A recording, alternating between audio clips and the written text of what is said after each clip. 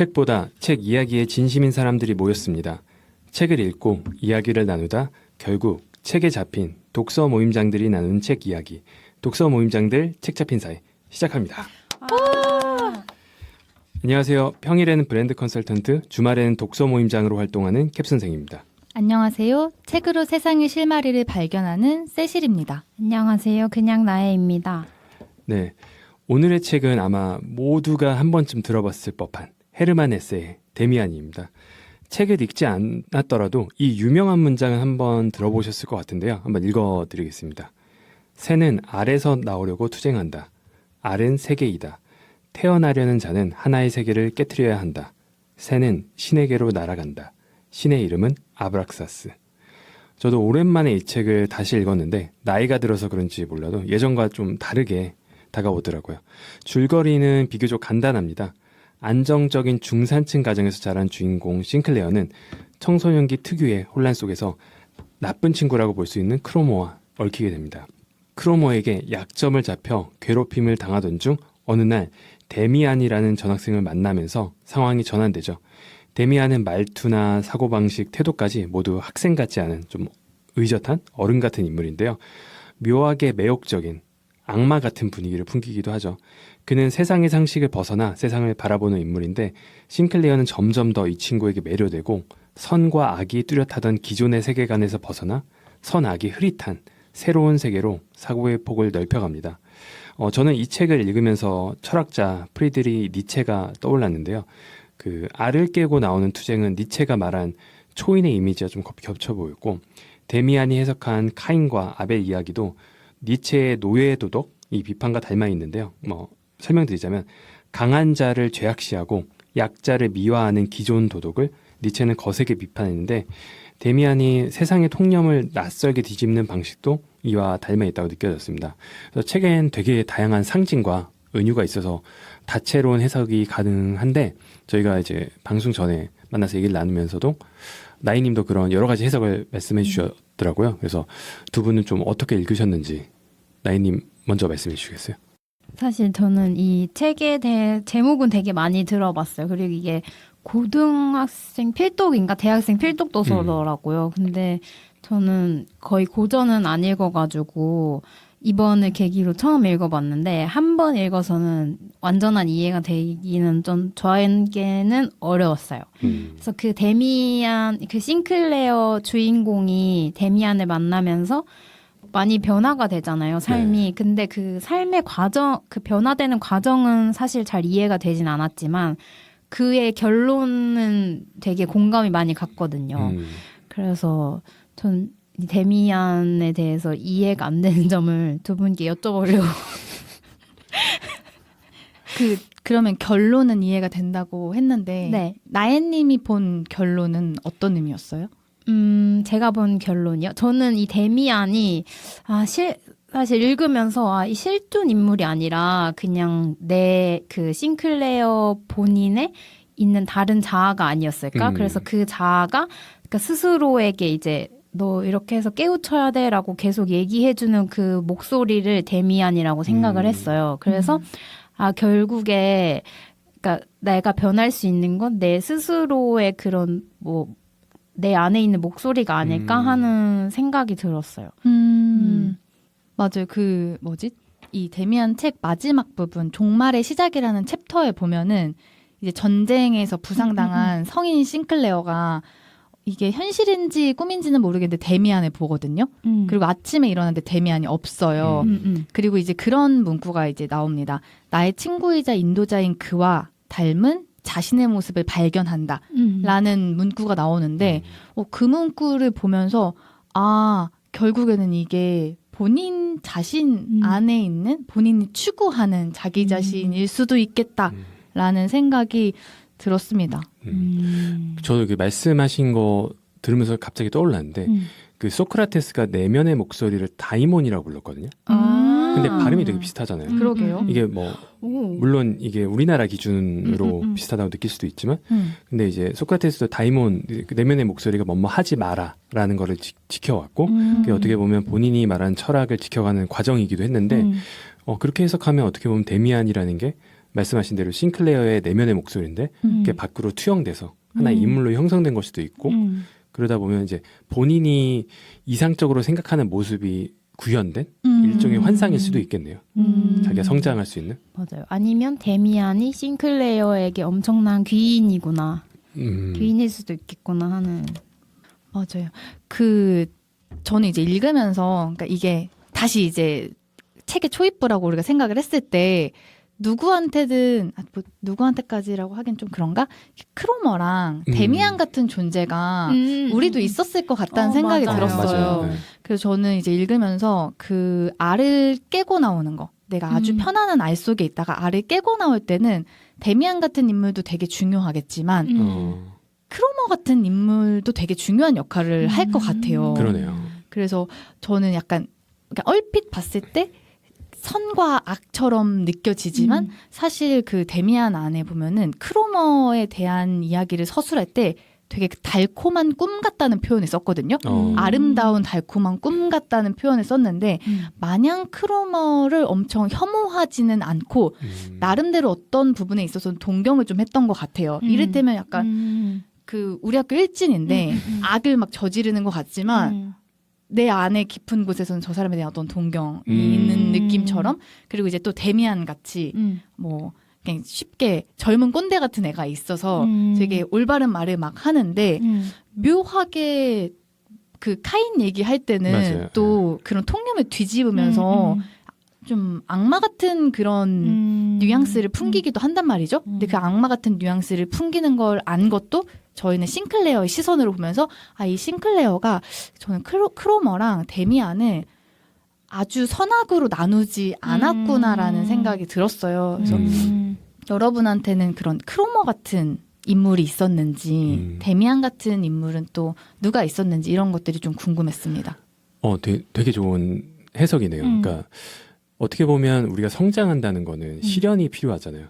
크로머는 일종의 시련을 의인화한 개념이고 데미안이라 그러면 이제 시련이 왔을 때 그걸 뚫고 나갈 수 있는 용기 혹은 이제 상식을 뒤집는 어떤 창의성 그러니까 이 두 축이 가는 건데 이게 어떻게 보면 아까 전에 나인님이 데미안이 내면의 목소리일 수 있다고 하지만 크로머조차도 내면의 목소리일 수도 있겠구나. 나를 성장시키기 위한 어떤 시련의 어떤 그런 것들. 학창 시절에 크로머 같은 사람은 늘 있었던 것 같아요. 맞아요. 불편하게 만드는 존재. 근데 데미안 같은 존재는 흔하진 않은 것 같아요. 저는. 크로머 같은 존재는 언제 만나셨어요? 크로머 같은 존재. 제가 좀 개인적인 얘기긴 한데 그 남자 고등학교는 일종의 뭔가 전투장 같은 곳이에요. 서열이 존재하기 때문에 그래서 고등학교 입학하는 순간 되게 치열한 어떠한 눈치 싸움과 어떠한 그런 싸움과 이런 것들이 벌어져요. 근데 저는 등치가 큰 편이었고 이렇게 막 누구한테 막 맞아본 적이 없어요. 등치가 크고 좀 이렇게 성격도 좀 직선적인 편이었어서 근데 그때 이제 저를 기죽이기 위해서 다른 중학교 출신들의 일진들이 중학교 출신 다른 중학교의 일진들이 이제 위협을 가했었는데 그때 엄청난 스트레스를 받았죠. 근데 거기에 굴복하면 더 이제 상황이 악화되는 거 알기 때문에 좀 쉽게 말해서 쫄지 않은 척을 엄청 했었죠. 한 달간. 근데 그들도 어느 순간 지쳤는지 저를 이제 관심 받게 두더라고요. 그래서 그 이후로는 좀 고등학생 삶이 편했던 것 같은데 근데 그때 만약에 내가 거기에 굴복했다면 되게 희생양이 될 수도 있겠구나. 근데 그 당시에 뭐 데미안 같은 사람은 없었던 것 같아요. 그냥 그저 좀 강한 척, 이제 쫄지 않은 척을 하면서 저를 좀 보호했던 것 같은데 네, 그때 크로머는 1인이 아니라 다수였죠. 근데 또 여학생들은 좀 다른 분위기일 것 같아서 이렇게 직접적이지 않을 수도 있을 것 같아서 궁금하네요. 크로머가 어떻게 그럴 수 있는지. 저는 여고를 다녔는데 제가 고등학교 2학년 때는 되게 공부를 열심히 했어요. 담임 선생님도 좋고 이제 반 분위기도 너무 좋아서 막 되게 열심히 해서 막 내가 원하는 대학에 갈 수 있으려나 이렇게 하던 와중에 이제 고등학교 3학년이 되는데 그때 반배정을 하잖아요. 근데 그 선생님들이 이면지인지 이거를 잘못 버려가지고 저희 고등학교 3학년 반배정이 미리 노출이 된 거예요. 근데 이제 제가 봤는데 저희 반에서 이제 전교 회장을 하던 친구가 있었는데 그 친구랑 저만 같은 반이고 저랑 친하게 지냈던 다른 애들은 다 다른 반으로 간 거예요. 그래서 그 전교 회장 친구랑도 친했지만 이제 막 재미있지는 않았거든요. 근데 그 친구는 항상 데미안 같은 존재였어요. 지금 생각해 보면 맨날 나야 공부해야 되고 너가 막 이렇게 되게 젊은 꼰대처럼 많이 해줬거든요. 근데 그 반배정 보고 막 너무 슬퍼 이랬더니 그 전교회장 친구가 저한테 나야 우리 둘이 같은 반 됐으니까 내가 너 공부 열심히 시켜줄게 이렇게 했거든요. 근데 이게 반배정이 노출돼가지고 선생님들이 이걸 바꿔버린 거예요.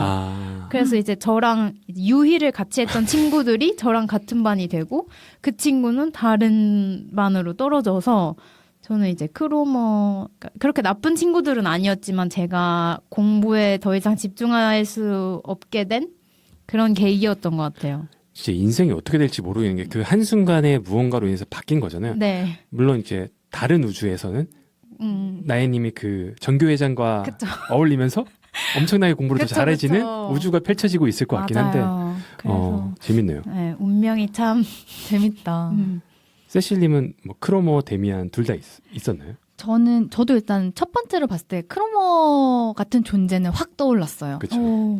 그리고 저는 이번에 읽을 때 진짜 몰입해서 마치 싱클레어가 된 것처럼 그런 약간 수치감과 나만 알고 있는 비밀 그런 감정을 느꼈던 과거의 장면이 떠올랐는데 초등학교 고학년 때였는지 중학교 때였는지 기억이 안 나는데 저희 성당에 그 선생님 같은 존재가 계셨어요. 근데 그분이 가출 청소년들을 위한 그런 단체에서 봉사활동을 하는데 제가 이제 저도 한번 가보고 싶다 해서 거의 봉사활동처럼 가서 그냥 마치 전 비슷한 또래니까 뭐 가르칠 수 있는 건 없잖아요. 그래서 좋은 영향을 한번 너가 여기서 그냥 해볼래? 그래서 저도 약간 얼떨결에 집에서 나온 그런 청소년처럼 이렇게 같이 생활하는 건 1박 2일 동안 경험을 했었어요.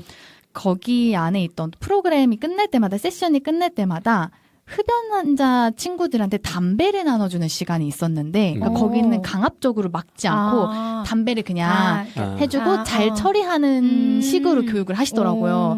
근데 이제 같이 막 재밌는 프로그램 하고 친구들이 부르는데 같은 조였던 그 친구가 가자 이러면서 이제 저를 데려간 거죠. 한 대 피러 가자. 네네. 근데 이제 이 데미안에서도 싱클레어랑 크로머가 어떤 식으로 만나게 되냐면 그 크로머가 이제 약간 굴다리 밑 같은 그런 골목으로 불러서 친한 척을 막 하면서 얘기를 할 때 싱클레어가 크로머한테 없는 얘기를 지어내요. 맞아요. 마치 크로머처럼 자기도 뭔가 도둑질 해본 마냥 나 뭐 포도밭이었나요? 어디 맞아요. 포도밭에서 포도 뭐 훔쳤어. 근데 그거 뭐 아무도 몰라. 이런 식으로 하다가 거기에 빌미를 잡혀가지고 이제 괴로워하는데 그때 이제 제 같은 조였던 그 친구가 담배를 주는 거예요, 저한테.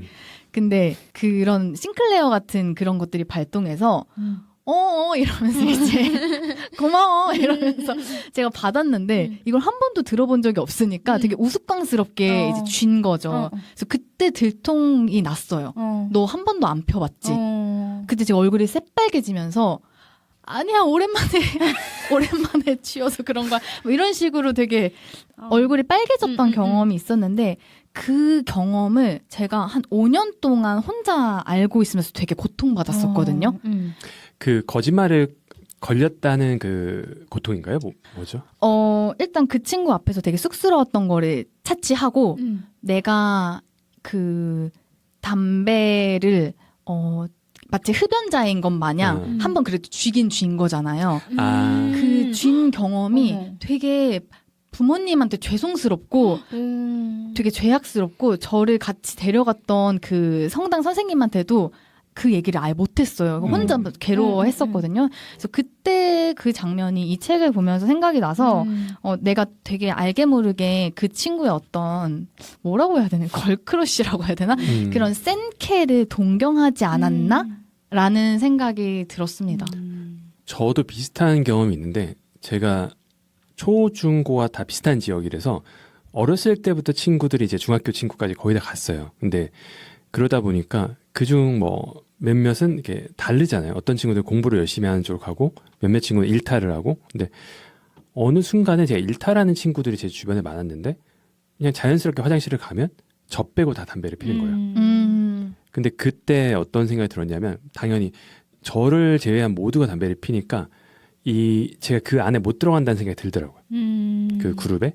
그럴 수 있겠다. 그게 한 인생의 분기점이었던 거예요. 그리고 나 자연스럽게 그 친구가 멀어졌는데. 근데 그때 뭔가 그 말씀하신 대로 그 나이 때는 왠지 약해 보이기 싫고. 맞아. 그러니까 괜히 그럴 수도 있는데. 근데 그때 그걸 잘 지켰던 제가 뭐랄까 어린 나이지만 토닥토닥 해주고 싶다. 이 생각도 순간 좀 드는 것 같아요. 근데 그게 진짜 어려운 것 같아요. 맞아요. 10대들이. 어려워요. 맞아요. 그 무리에서 나온다는 게 되게 그때는 이 친구들 잃으면 완전 철저히 혼자가 된 것 같은 기분이 들거든요. 맞아요. 근데 그게 이제 알을 깨는 행위인 걸 수도 있잖아요. 무리 속에 있지 맞아요. 않고.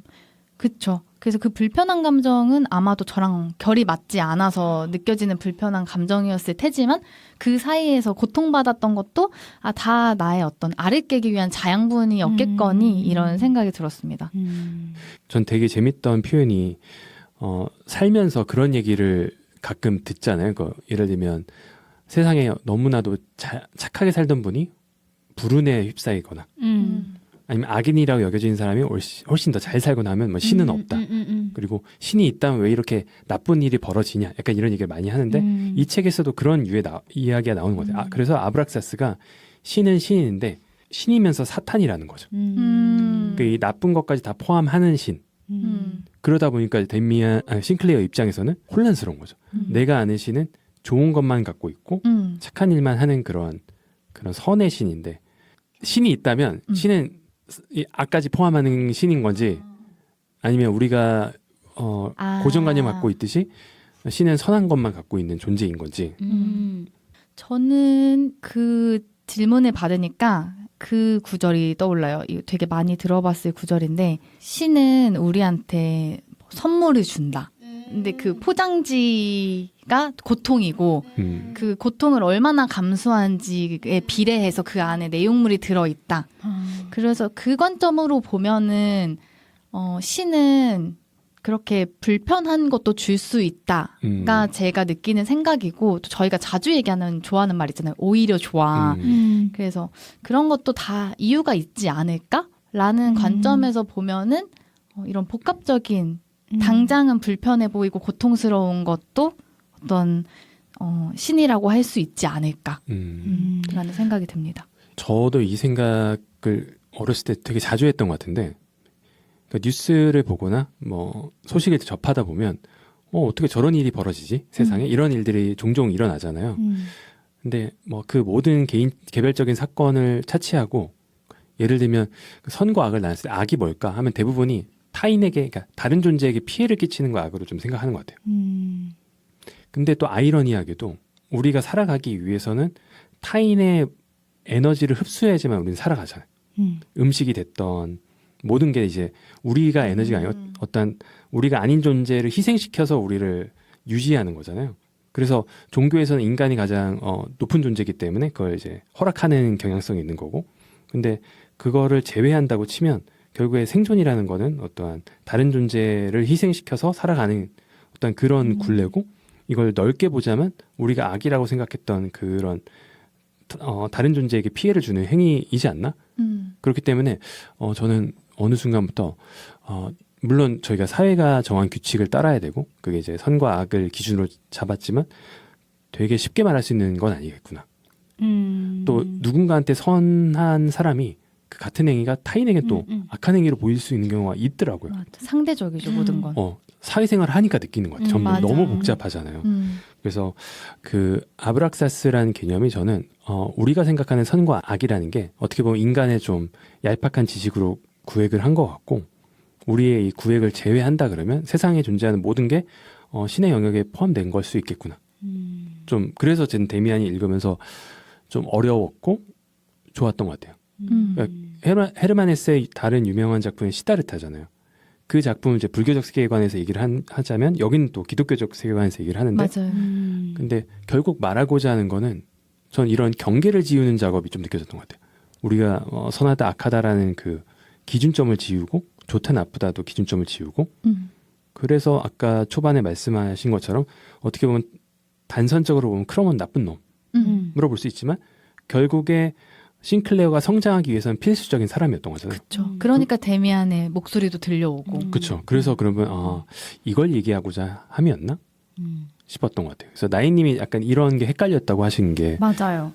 이 아브락사스가 새는 뭔데 뭐지 이러면서 되게 이 책에서 중요한 포인트인 것 같은데 이해하기가 어려웠던 것 같아요. 근데 이렇게 두 분의 얘기를 들으니까 그 뭔가 모호한 그것이구나라는. 그러니까 모호하게 만드는 게 약간 아브락사스의 역할인 것 같기도 해요. 우리가 이건 무조건 선해, 악해 이게 아니라 아브락사스는 이걸 다 포함한다 그러면 다시 이제 결정을 해야 돼요. 스스로의 기준으로. 맞아. 그래서 이 새는 알에서 나오려고 투쟁한다라는 챕터에 그 얘기가 나오고 저는 이게 청소년에서 성인으로 넘어가는 챕터라고 생각을 했거든요. 이 아브락사스가 나온 그 정황이 데미안이랑 싱클레어가 어느 순간은 되게 오랫동안 떨어져 있다가 아주 오랜만에 데미안으로부터 답장이 와요. 싱클레어한테. 그 답장에 새는 알에서 나오려고 투쟁한다. 알은 세계이다. 태어나려는 자는 하나의 세계를 깨뜨려야 한다. 새는 신에게로 날아간다. 신의 이름은 아브락사스라는 그 메모가 이제 발견이 되는 거거든요. 그래서 그때 이제 또 재밌었던 게 그 시점에 데미안이 바로 나오지는 않고 오르간 연주자 피스토리우스라는 데미안과는 또 결이 다른 또 한 명의 스승이 등장을 해요. 그러면서 되게 철학적인 이야기, 또 데미안과는 또 다른 가르침을 이 스승이 많이 전달을 해주거든요. 그러면서 이제 저는 진짜로 알을 깨가는구나라고 느꼈어요. 그 말씀하신 것처럼 이제 청소년에서 어른이 되는 과정에서 저는 큰 변화 중에 하나가 우리가 어렸을 때 봤던 콘텐츠는 대부분 악당은 진짜 악당이에요. 얘는 하루 종일 나쁜 짓 할 것만 생각하고 있어요. 착한 역할은 진짜 착해요. 맞아. 되게 이분법적이죠. 선과 악이 명확해서 누구를 응원하고 누구를 미워해야 될지가 명확한데 사회에 나와서 성인이 돼서 접하는 콘텐츠는 이제 그게 좀 어려워요. 이 사람이 진짜 착한 사람인가? 악한 사람 진짜 악한 사람인가? 그리고 최근에 들어서 대부분의 이제 히어로물 보면 히어로 자체도 되게 악한 모습들이 있는 히어로들이 있어요. 맞아요. 인간적이고. 예. 그래서 기억하실지 모르겠지만 우리나라에서 가장 히트한 전 히어로물 중에 하나가 그 마동석에 나오는 범죄도시. 보면 범죄도시 1편 보면 마동석이 나쁜 짓을 좀 해요. 그 근무 중에 막 그 유흥업소에 있고 술에 취한 채로 있기도 하고 하거든요. 그럼 예전의 기준에서 봤을 때는 히어로에 가깝지 않은데 그가 히어로로 느껴진 이유는 그래 너도 좀 결함이 있는 사람인 건 알아. 하지만 정말 나쁜 놈을 무찔러야 돼. 그 무찌르고 있어. 뭐 이런 것들이 나오는 것 같아요. 그래서 성인이 된다는 건 결국에 그런 되게 단순한 이분법에서 벗어나는 과정인 것 같고 그 가르침을 아까 말씀하신 그런 스승들이 싱클레어한테 하는 것 같기도 해요. 그것도 되게 재밌었어요. 또 이제 여기 인물이 되게 많이 나오진 않는데 싱클레어가 우연히 만난 여인, 여성 인물이 등장합니다. 베아트리체. 그래서 베아트리체를 보고 한순간에 생활이 완전히 바뀌었는데 요 사랑에 대한 질문은 나인님이 주셨거든요. 네. 근데 이 베아트리체라는 인물이 말을 하거나 뭘 더 자세하게 묘사된 건 없는 것 같은데 그냥 데미안이 뭐 우연히 길을 가다였나요? 그냥 딱 마주쳤는데 그 사람을 보고 갑자기 그 전에 약간 술주정뱅이처럼 막 술을 마시고 약간 방탕한 생활을 하다가 갑자기 이 사람을 보고 다른 기억이 안 나는데 약간 자기가 성자로 살아가고 싶다는 그런 결심을 했다고 책에 나와 있었거든요. 뭔가 이것도 사랑의 일종이지 않을까? 내가 누군가를 좋아하는 사람이 생기면 뭔가 그 사람에게 잘 보이고 싶고 뭔가 그 사람과 사실 비슷한 결이 되고 싶어 하잖아요. 그래서 그런 누군가를 통해 굳이 사랑이 아니더라도 이런 베아트리체 같은 인물이 인생에 있으셨는지. 어떻게 보면 크고 작고 누군가를 좋아한다는 거는 더 나은 사람이 되고자 하는 욕망을 자극하는 것 같아요. 모든 어떤 사랑과 호감은. 맞아. 근데 완전히 다르게 만든다는 이거는 저는 지금 떠오르지가 않네요. 아니, 저는 이게 예시가 맞는 건지 모르겠는데 제 찐 첫사랑이 그 성당에서 신부님이 되려고 수련 중인 학사님 우와. 그러니까 그 신학교 대학교에 다니시는 분이 제 첫사랑이었는데 오랫동안 학창 시절에 이제 그분을 좋아했어요. 근데 그분은 결혼을 할 수가 없거든요. 그쵸. 신부님이 돼야 되니까.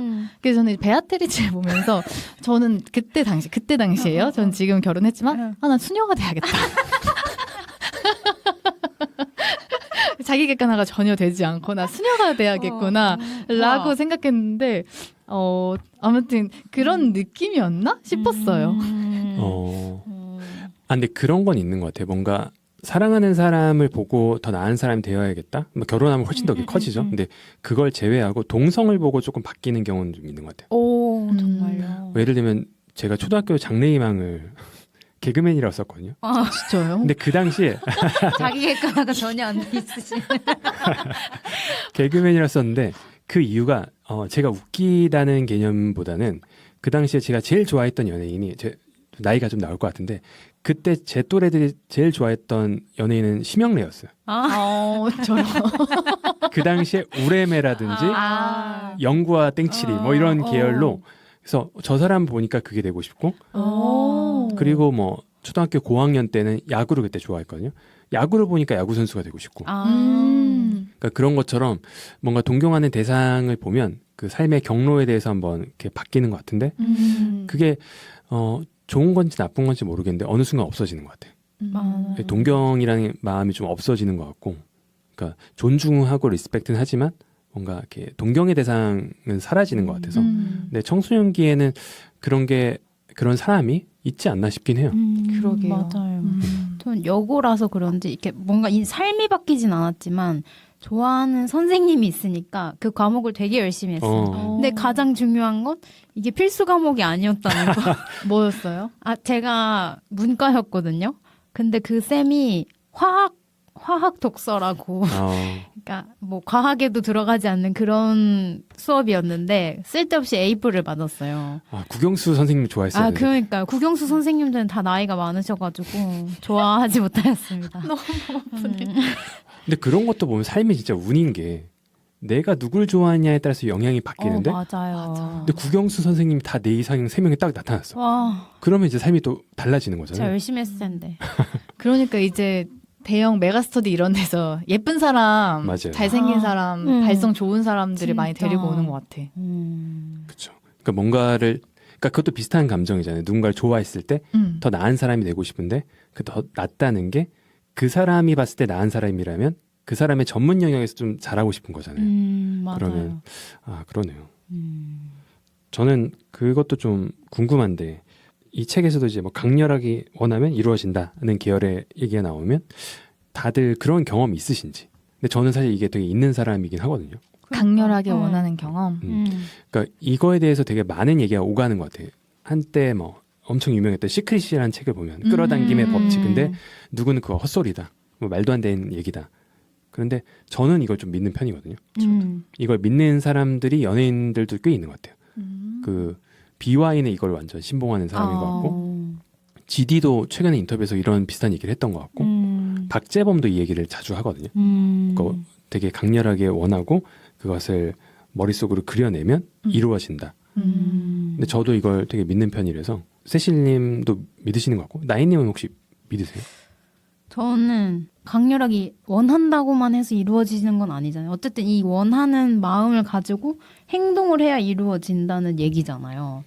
근데 그러니까 행동이 있어야 이루어지는 건데 또 여기서 제가 또 인상 깊었던 거는 어떤 사람이 나를 보기를 원하면 나를 봐진다는 거예요. 그러니까 싱클레어도 데미안을 막 마음속으로 엄청 원할 때 딱 데미안이 나타나잖아요. 나는 너가 나를 불러서 왔어. 막 이렇게 얘기를 하잖아요.